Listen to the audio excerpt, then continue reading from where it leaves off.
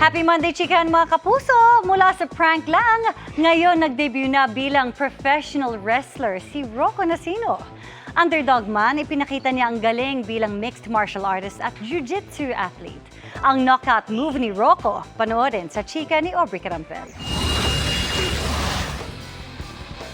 Sumabak na nitong linggo si Rocco Nacino sa kanyang pro wrestling debut kung saan nakaharap niya si Tiago the Gym Bro Santiago.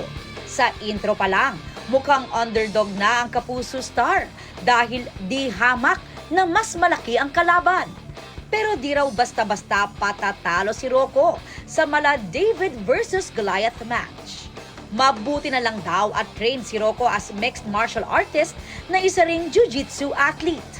Dream come true na maka-experience ang ganito. Pero syempre, kailangan may training din to. So, sa match na ito, I made sure na makapag-prepare ako, makapag-training, matutong bumaksak ng tama, and of course, magkaroon ng trust sa mga partners dito.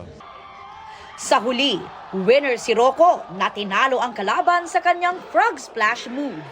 Worth it nga raw ang lahat dahil nakapagbigay saya rin sila sa mga nanood na ramdam ang energy at support sa wrestlers. Pero bukod sa aksyon, ang laban daw ay may kalakip din na mahalagang mensahe.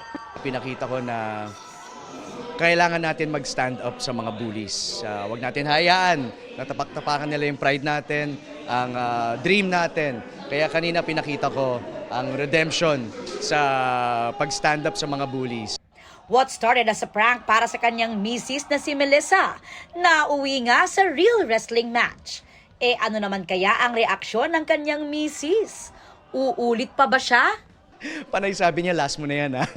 Pero base sa sigaw ng mga tao, mukhang babalik pa ako dito. Aubrey Carampel, updated sa Showbiz Happenings.